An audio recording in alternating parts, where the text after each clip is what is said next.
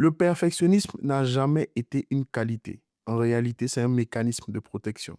Si tu crois ou si tu penses que tu es perfectionniste, cet épisode de podcast est pour toi parce qu'aujourd'hui, on va voir ensemble 10 signes qui montrent que tu es perfectionniste. Et bien évidemment, je vais te partager quelque chose qui va te permettre de pouvoir aller au-delà du perfectionnisme que tu as en ce moment dans ta vie ou bien qui te paralyse et qui t'empêche de passer à l'action. Bienvenue dans ce nouvel épisode du Feu intérieur. Au moment où j'enregistre cet épisode, on est mi-novembre à peu près en 2025. Et peut-être que toi, tu l'écouteras en 2026 ou en 2052, je ne sais pas. Mais le but aujourd'hui est de te parler du perfectionnisme parce que moi, c'est quelque chose qui m'a beaucoup perturbé dans ma vie et que je voyais comme une qualité pendant longtemps, jusqu'à ce que je découvre, que j'étudie le sujet pour me rendre compte que il n'y a pas de qualité en fait quand tu es perfectionniste. En réalité, c'est un mécanisme de protection. Et l'idée de ce podcast m'est venue parce que si tu me suis sur TikTok, William Angora, j'ai fait un live dans lequel j'ai parlé des 5 types de perfectionnistes. Et ce live-là a aidé plusieurs personnes parce qu'ils ont pu s'identifier dedans et voir les problèmes qu'ils avaient par rapport au perfectionnisme. Le but de cet épisode est de t'emmener un peu plus en profondeur. Si tu me regardes sur YouTube, ben, peut-être que tu me vois. Si tu m'écoutes en podcast, ben, écoute, dans les deux cas, ça va être vraiment utile pour toi. Donc, au cas où tu ne le sais pas, je démarre maintenant les podcasts en vidéo parce qu'en fait, j'enregistre en même temps et l'audio, je le remets aussi sur le podcast. Comme ça fait une pierre deux coups et ça permet à toutes les audiences de pouvoir avoir de la valeur, peu importe là où je suis. J'ai préparé un guide gratuit pour toi qui s'appelle les 5 types de perfectionnistes. Donc, dans ce guide qui est gratuit, qui est offert, je t'ai présenté comment est-ce que tu peux reconnaître les différents types de perfectionnistes. Tu le télécharges dans la description de cette vidéo YouTube ou dans la description de cet épisode de podcast si jamais tu écoutes en audio. Ça sera le premier lien que tu verras dans la description de l'épisode. Donc, le perfectionnisme est un sujet important dans ta transformation intérieure, dans ta transformation personnelle, parce que tu es quelqu'un qui a de la valeur. Je vais déjà commencer par ça. Peu importe ton passé, peu importe ton vécu, peu importe ton histoire, tu es quelqu'un qui a de la valeur. La vie ou les circonstances de la vie ont fait que peut-être que tu n'y crois pas ou peut-être que tu n'y crois plus, mais c'est pas ça le plus important. N'en demeure que tu restes quelqu'un qui a de la valeur. Tu restes quelqu'un qui compte, quelqu'un qui est important, qui est importante. Et le perfectionnisme a plusieurs visages ou plusieurs voies qui font que tu n'oses pas passer à l'action. Dans les 5 types, j'en ai parlé dans mon live TikTok. Et parmi ces types-là, moi, dans un dans lequel je me suis beaucoup reconnu, c'est le performeur. Le performeur n'existe que par sa capacité à créer ou sa capacité à faire. Donc, contrairement à d'autres types de perfectionnistes qui ne vont peut-être pas jamais passer à l'action, le performeur va toujours passer à l'action, mais ne jamais célébrer ses victoires. C'est quelqu'un qui en veut toujours plus. C'est quelqu'un qui a soif de plus. C'est quelqu'un qui désire plus. C'est quelqu'un qui veut plus. C'est quelqu'un qui n'existe que par la performance et rien d'autre. Il y a plusieurs raisons à cela. De toutes les façons, on est sur le podcast. J'aurai le temps de te détailler en profondeur pourquoi est-ce qu'on arrive à ces raisons-là. Donc, peut-être que tu écoutes ce podcast dans le matin, dans les transports, chez toi. Je veux que tu puisses l'écouter avec un peu plus de profondeur, même si tu es peut-être un peu occupé à côté. Je veux juste que quelques éléments de ce podcast-là puissent pénétrer en toi pour favoriser une réflexion profonde. Parce que c'est hyper important de le comprendre et de savoir que c'est par l'introspection, la réflexion profonde, pardon, que tu vas activer certains déclics en toi qui vont te permettre de passer à l'action. Le perfectionniste, en réalité, ne perfectionne rien parce qu'il ne commence jamais. Je répète, le perfectionniste ne perfectionne rien parce qu'il ne commence jamais. Le perfectionniste a beaucoup d'idées. Le perfectionniste a beaucoup de projets. Le perfectionniste a une vision. Le perfectionniste a peut-être des enjeux. Mais il ne va pas commencer parce qu'il y a plusieurs voix à l'intérieur de lui qui se lèvent lorsqu'il commence à vouloir passer à l'action, à vouloir oser. Et peut-être que tu es dans ce cas. Voilà pourquoi on va ensemble 10 signes qui montrent que tu es un perfectionniste. D'accord? C'est pas pour te coller une étiquette, bien évidemment, non. C'est pour que tu puisses te reconnaître, te réaligner et commencer ton travail de guérison intérieure, ton travail de transformation personnelle. Le premier signe, c'est que tu repousses souvent le moment d'agir. Le perfectionniste attend toujours le moment parfait. Là, je prends un exemple. On est en train de filmer, je suis en train de filmer cet épisode de podcast. Le perfectionniste en moi, qu'est-ce qu'il aurait fait? Le perfectionniste en moi, qu'est-ce qu'il aurait fait? Il n'aurait simplement pas filmé parce qu'il a peur de ce que les autres vont penser, il a peur de ce que les autres vont dire, il a peur de ce que les autres vont croire, il a peur de ce que les autres vont penser de son décor, de son truc, etc. Lorsque j'ai commencé la création de contenu, il y a 8 ans maintenant, en tout cas au moment où je tourne cet épisode, 9 ans, pardon, je regardais beaucoup de YouTubeurs, OK, qui faisaient de la vidéo. Donc, je regardais du Peter McKinnon, du Mati Apoya, euh, Gérard, comment il s'appelle? Gérard Cardone, je sais plus. Bref, Gérald Hendon, voilà. Il y avait plein de créateurs de contenu comme ça qui étaient très avancés dans la vidéo. Et moi, je débutais. Donc, qu'est-ce qui se passait? Vu que je n'avais pas la caméra 4K, vu que je n'avais pas l'objectif, vu que je n'avais pas le boîtier à 5 000, 6 000 euros, je m'empêchais de créer. Parce que je me disais toujours qu'il allait falloir plus. Même pour la lumière, c'est mon mentor William Jamen, en m'ayant appris la photo, qui m'a appris à comprendre que la lumière n'a pas besoin d'être compliquée. Là, tu peux ne pas le croire, mais je filme avec une ring light. Qui aurait cru que William Angora allait filmer avec une ring light, alors que j'ai une softbox avec une grille, une lumière professionnelle, encore plus professionnelle que celle-là. Mais à la fin de la journée, qu'est-ce qui est le plus important? Et c'est là où j'ai un slogan pour les créateurs de contenu. Je dis que les vies, pardon, avant les vues. Et attendre le moment parfait, c'est typique de la majorité des perfectionnistes. Ils attendent et ils repoussent le moment d'agir. Le perfectionniste te dira toujours qu'il attend plus de clarté, etc. En réalité, il y a une peur derrière, c'est la peur de la critique des autres. C'est la peur du rejet des autres. C'est la peur de ce que les autres vont penser de moi si jamais j'ose passer à l'action. Donc, c'est quelqu'un qui peut être très créatif sur le papier. C'est quelqu'un qui peut avoir de bonnes idées. Mais c'est quelqu'un qui peut ne jamais passer à l'action parce que il ou elle va toujours trouver une raison de ne pas passer à l'action malgré tout. Pour un perfectionniste, rien n'est jamais assez. Et les gens confondent malheureusement le perfectionnisme avec l'exigence. L'exigence, c'est quelque chose de normal, ou l'excellence, si tu préfères. Je veux que les choses soient bien faites, que les choses soient faites avec un certain niveau de qualité. Mais même ça, je suis désolé, c'est subjectif. Il y a des gens pour qui quelque chose sera excellent, et il y a d'autres, en fonction de leur niveau d'excellence ou de médiocrité, vont juger que ça, ce n'est pas excellent. Donc, on reste quand même dans la subjectivité, c'est-à-dire que ça dépend uniquement de toi et de ta perception. On peut peut-être dire de l'objectivité quand tu prends un peu ce que la société pense ou croit de l'excellence, mais de façon globale, l'excellence, elle est subjective. Donc, c'est compliqué, à mon avis, d'essayer de faire des choses pour, un, des gens qui ne t'aiment pas, deux, des gens qui ne comprennent pas ce que tu fais, et tu attends un jugement de leur part. Parce qu'en réalité, c'est ça. C'est la peur du jugement, la peur de rendre visible ce que tu as fait qui te paralyse et qui te fait croire que tu dois toujours attendre le moment parfait. Pourtant, quand moi j'ai commencé la vidéo sur ma chaîne YouTube William Angora, créateur authentique, tu pourras les regarder quand tu as du temps. Mes premières vidéos d'il y a 8 ans, je crois, sont toujours là. Et donc, c'était avec une caméra, enfin, c'était avec un appareil photo qui n'était pas spécialisé pour la caméra que j'ai commencé mes premières vidéos. Mais en réalité, il faut toujours commencer quelque part. C'est en commençant que tu vas perfectionner, c'est en commençant que tu vas améliorer. Ce que tu ne commences pas, tu ne peux pas l'améliorer. En réalité, tout ce que tu sais sur le papier, lorsque tu vas te lancer, lorsque tu vas commencer, tu verras qu'il y a un travail beaucoup plus profond à faire. Ce n'est pas parce que tu as le plan parfait sur le papier que lorsque tu vas commencer, le plan sera parfait dans la réalité. Non. Dans la réalité, tu vas devoir dealer avec des gens, tu vas devoir dealer avec la météo peut-être, pardon, tu vas devoir dealer avec tes humeurs, avec les relations autour de toi. Donc, tant que tu ne commences pas, tu ne peux pas expérimenter ce que tu as mis sur le papier. Et ça, c'est hyper important à comprendre. Donc, repousser le moment parfait, c'est un mécanisme de protection. Ce n'est pas quelque chose qui te permet d'avancer. Des fois aussi, tu peux repousser le moment par stratégie. Je peux comprendre. Tu n'as pas encore reçu ton stock, tu voulais faire un lancement de produit. Là, à ce moment-là, si tu lances le produit sans avoir le stock et que tu sais que tu vas gérer du SAV, etc., ça peut être une décision stratégique de reporter. Mais très souvent, le perfectionniste, lui, reporte juste parce qu'il a peur. C'est pas parce qu'il y a quelque chose de stratégique dedans, c'est parce qu'il a peur. OK? Dans tous les cas, si tu es sur YouTube, par exemple, tu mettras les différents signes dans lesquels tu te reconnais. Si tu es sur le podcast ou bien même sur TikTok, quand j'ai publié du contenu, tu me diras, ah, j'ai écouté ton épisode sur les 10 signes pour reconnaître un perfectionniste. Voici ce dans quoi je me reconnais, etc., etc. OK? Ha. Deuxième élément, ça va peut-être te parler, mais tu refais sans cesse ce que tu as déjà terminé. Toi, tu es le correcteur, la correctrice éternelle, l'ajusteur, l'ajusteuse éternelle.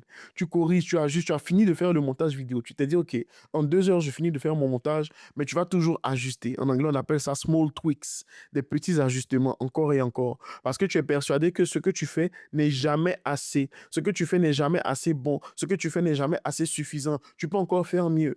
Sauf que le faire mieux dont tu parles, il se fera sur les autres itérations de ton produit, sur les autres itérations de ton document, sur les autres itérations de ton projet. Là, en ce moment, tu as besoin de passer au moins à l'étape 1. Mais tu as l'étape 0 depuis le début. L'étape 0, c'est ce qui commence dans ta tête. Mais depuis là, tu dois passer à l'étape 1. Tu dois passer à la version 1. Mieux vaut avoir une version 19 plutôt que d'avoir une version 0 qui n'est jamais sortie. Ouh! Non, c'est fort. Mieux vaut avoir une version 19 plutôt qu'avoir une version 0 ou une qui n'a jamais bougé de là où elle a commencé. OK? Et ça, le perfectionniste, il maîtrise ce art-là. Il maîtrise ce art. L'art de corriger, de relire, d'ajuster, de chercher de nouvelles phrases. Et à la fin, qu'est-ce qui se passe? Tu t'épuises. À la fin, qu'est-ce qui se passe? Tu t'épuises. Encore une fois, derrière ce souci du détail, tu vas dire que tu as de l'exigence, tu vas dire que tu as de l'excellence, mais la peur profonde, c'est la peur d'être jugé. Tu veux que tout soit impeccable pour que les autres ressentent ton authenticité. Alors que ce que tu as déjà fait est déjà parfait. Ce que tu as déjà fait est déjà excellent.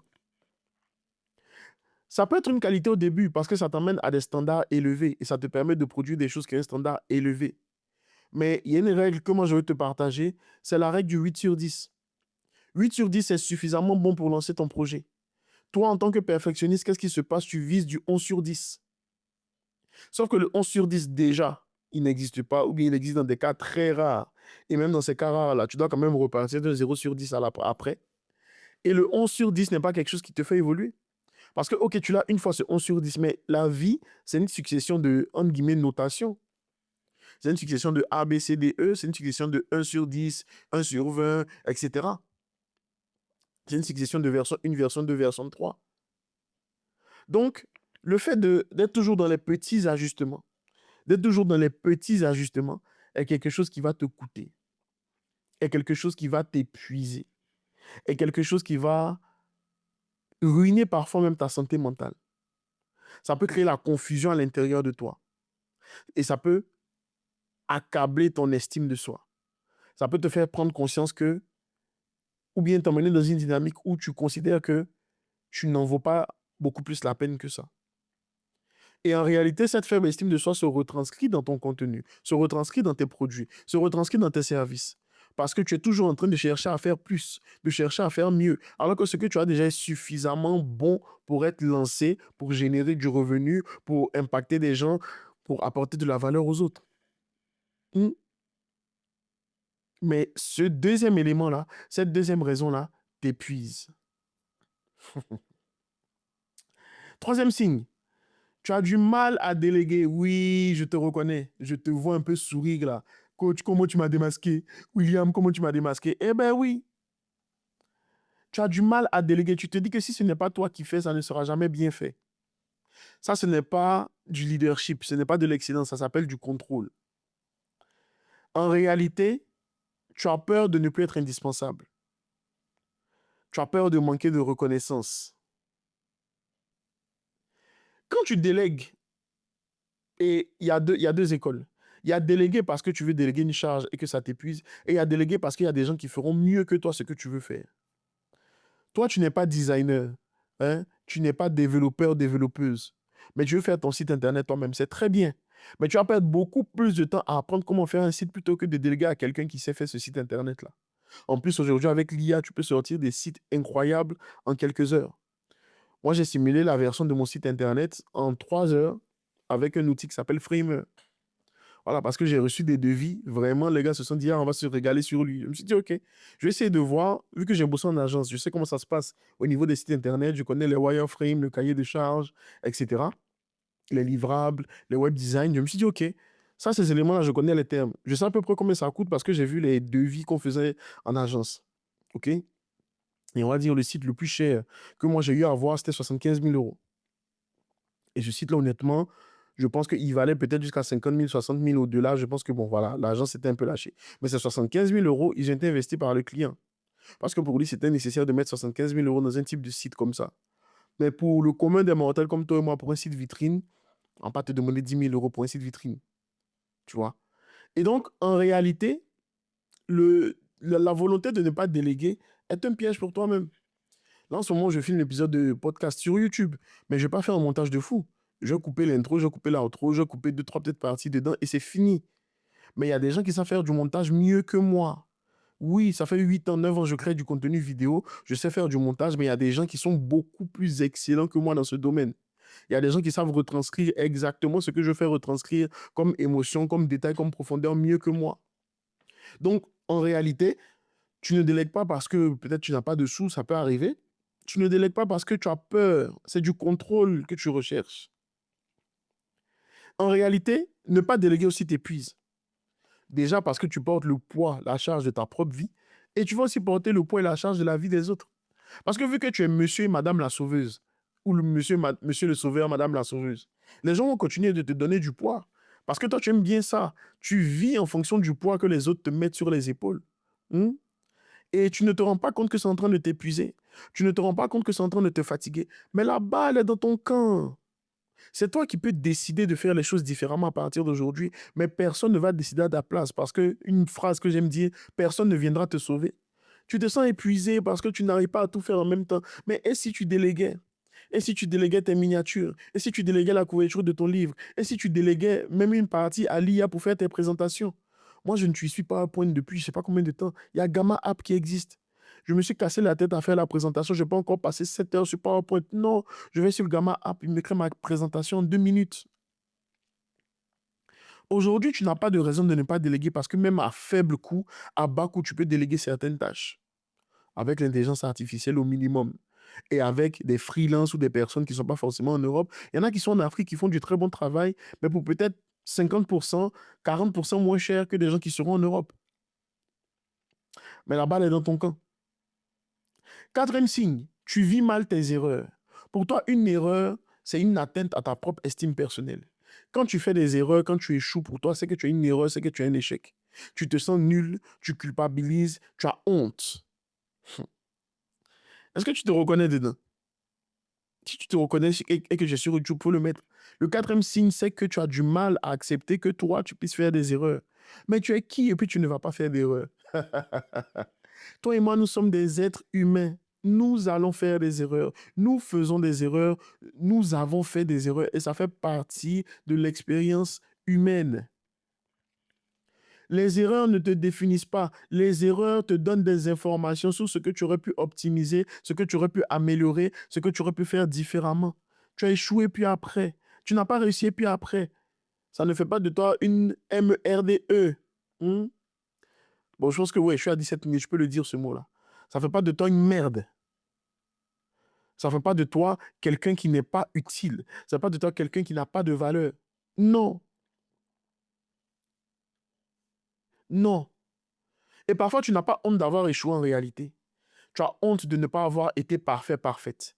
Et cette voix-là vient aussi parfois de la voix des parents, hein? La voix de notre passé, hein? La voix des oncles et des tantes, la voix des éducateurs quand on était plus petit, la voix des professeurs quand on était plus petit, la voix de certains ex, ou même peut-être de ton mari, de ta femme en ce moment, la voix de certains amis. En réalité, tu n'as pas un problème d'exigence ou d'excellence. Non, tu as un problème de tendresse et de bienveillance vis-à-vis de toi-même. Quand tu ne réussis pas quelque chose, essaie de te parler comme à ton meilleur ami. Ton meilleur ami, quand il ne réussit pas, je sais que tu es le premier, la première à l'encourager. Non, mais tu vas aller, ce n'est pas grave, tu as échoué, c'est pas grave, tout le monde échoue et tout. Mais fais-le pour toi-même. Parle-toi avec bienveillance. Hmm? Moi, quand j'échoue, je me dis petit. Moi, j'aime m'appeler petit. C'est pas, ça me rassure, je pense. Je dis petit, t'inquiète. Tu vas y arriver, tu as échoué. Maintenant, la question que je me pose à chaque fois quand j'échoue, bien quand je ne réussis pas, mais qu'est-ce que ça m'a appris? Et mes échecs ont été mes meilleures leçons de vie. Si tu me vois aujourd'hui, c'est parce que j'ai beaucoup échoué. Si je peux coacher des gens, c'est parce que j'ai beaucoup échoué. Hmm? J'ai beaucoup échoué dans la gestion de mes émotions. J'ai beaucoup échoué dans plein de choses dans la vie. Mais c'est ça la beauté de la vie. Tant que tu as envie, tu peux apprendre. Tant que tu as envie, tu peux te relever. Tu n'es pas obligé de rester à terre. Tu n'es pas obligé de t'enfoncer 6 pieds sous terre. J'aime bien l'expression qu'on utilise souvent ici à Toulouse. J'ai une collègue qui utilise ça souvent. Lise, si jamais tu écoutes ce podcast, je ne sais pas par quelle magie, je te dédicace cette partie. Ne te mets pas la rate au courbouillon. En fait, ne te mets pas la rate au courbouillon, ça veut dire arrête de te prendre la tête. Ne te mets pas la pression. Tranquille. Qui existe sur cette terre qui n'a jamais échoué? Il n'y a personne. À partir du moment où tu es un être humain, l'échec et les erreurs feront partie de ton existence. Maintenant, c'est ta perception des échecs et des erreurs qui va impacter ce que tu vas recevoir de cette vie-là. Mais la balle est dans ton camp, tout simplement. Et donc, cette quatrième erreur est liée avec la cinquième, c'est que tu lis ton estime de soi à tes résultats. J'ai de la valeur si j'arrive à faire.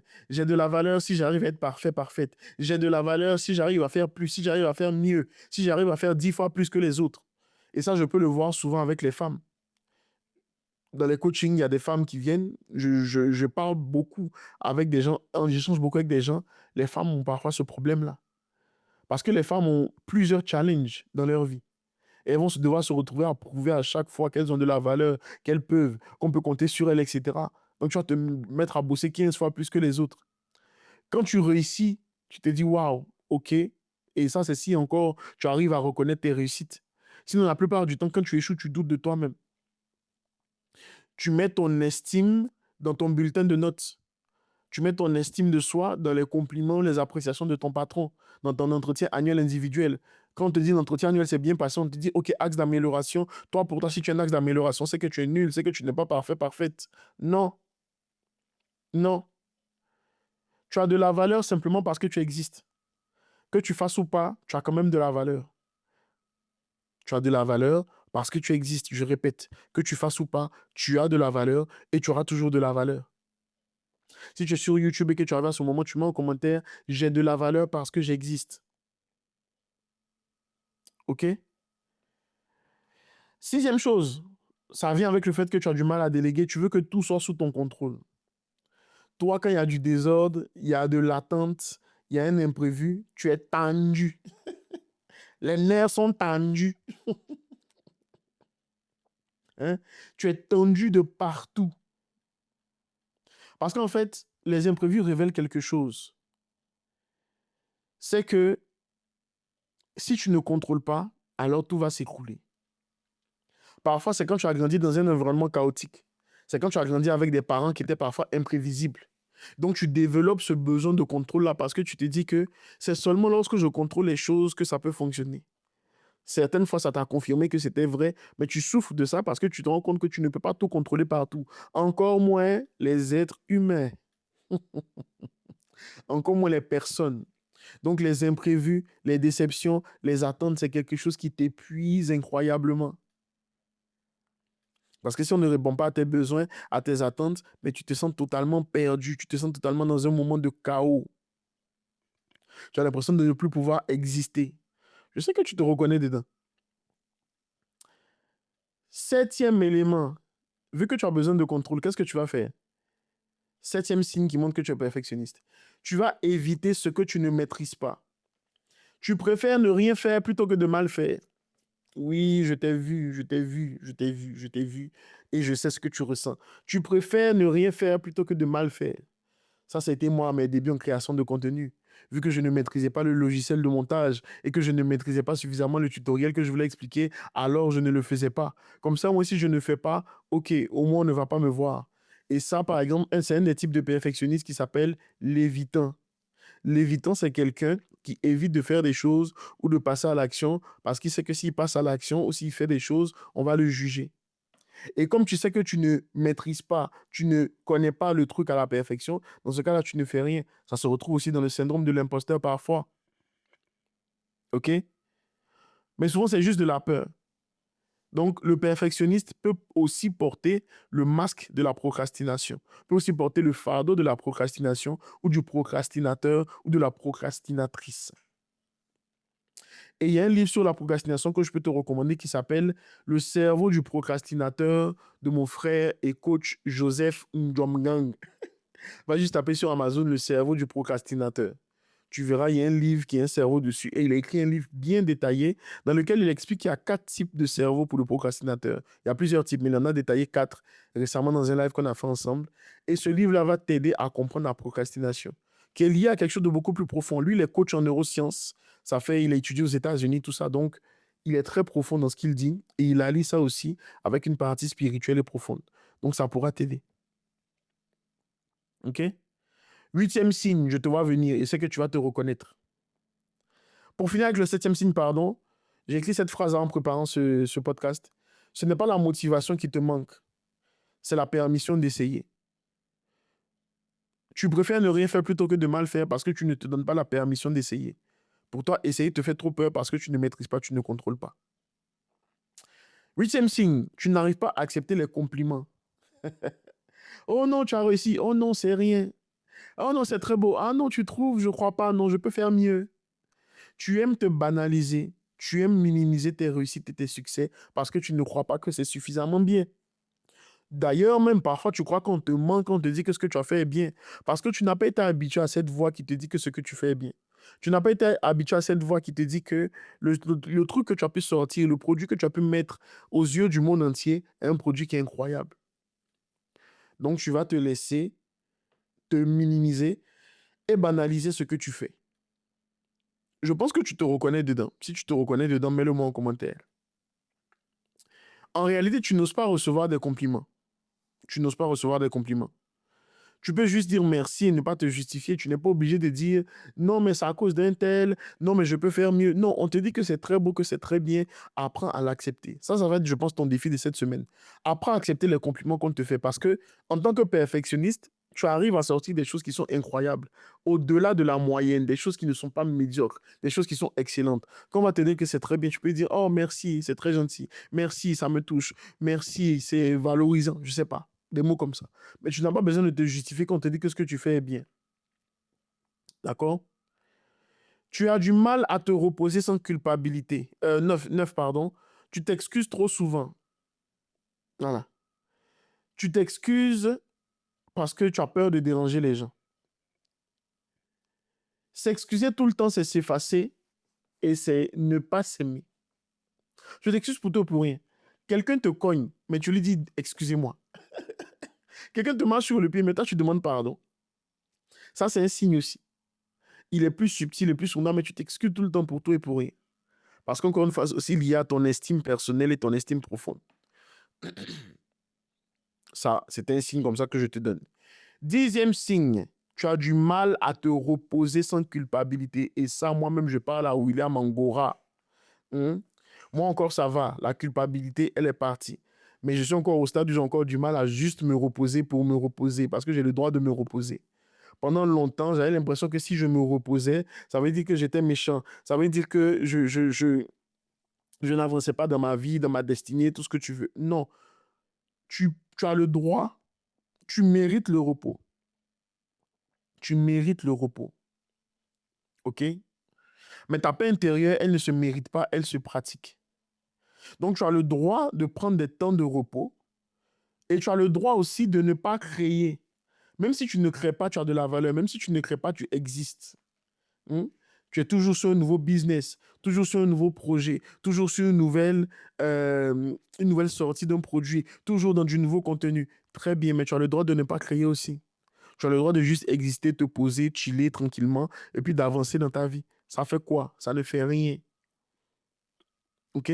Donc, tu as du mal à te reposer sans culpabilité. Peut-être que tu te reposes, mais il y a de la culpabilité derrière. OK? En réalité, tu as juste grandi avec la conception qu'il fallait être irréprochable. Il y a peut-être eu des événements dans ta vie qui ont fait que tu t'es dit, il faut que maintenant tout soit parfait. Et voilà pourquoi j'en ai parlé dans... J'ai créé un guide qui va t'aider, qui s'appelle Les 5 types de perfectionnistes et 7 étapes aux sorties du perfectionnisme. OK?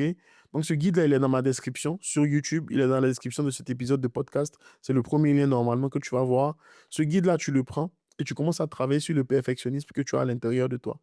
Et dans les semaines à venir, je vais créer un pack complet qui s'appelle le pack Total Confiance en Soi, qui va t'aider à traiter tous ces problèmes-là. Confiance en soi, estime de soi, perfectionnisme, etc. Tous ces éléments-là sont liés. Donc le perfectionnisme est une porte d'entrée vers ta guérison intérieure, la confiance en soi aussi, etc.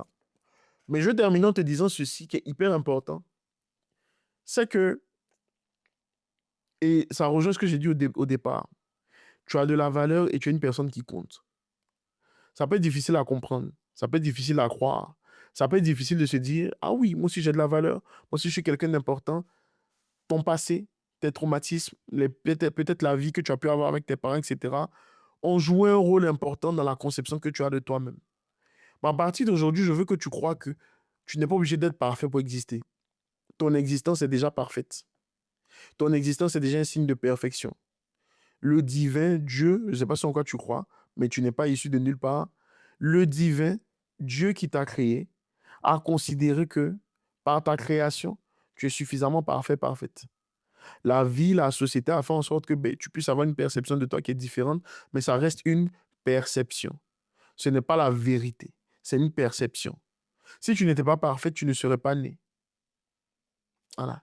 La perfection aussi, elle est subjective, elle est relative, et chaque individu, de par son unicité, de par sa singularité, est parfait. Parce qu'il n'y a jamais eu personne comme toi. Il n'y a personne comme toi. Il n'y aura jamais personne comme toi. Comment je le sais? Ton ADN le prouve. Tes empreintes digitales le prouvent. Donc, c'est hyper important que tu comprennes ces éléments-là parce que on a à l'aube de 2026 au moment où j'enregistre cet épisode. Personnellement, je ne crois pas que ce sont les années qui changent la vie des gens. Quelqu'un peut changer aujourd'hui, dès ce soir. Quelqu'un peut changer dans 6 mois. C'est chacun qui évolue à son rythme. Mais dans une période de fin d'année où les gens se mettent à faire leur bilan, se mettent à faire des introspections, je voulais vraiment que tu comprennes que tu as de la valeur. Et que peu importe ce que tes parents ont pu dire, peu importe ce que la société a pu dire, peu importe ce que toi-même tu as pu croire de toi, tu as de la valeur et ton existence est déjà suffisante pour croire que tu as de la valeur. OK?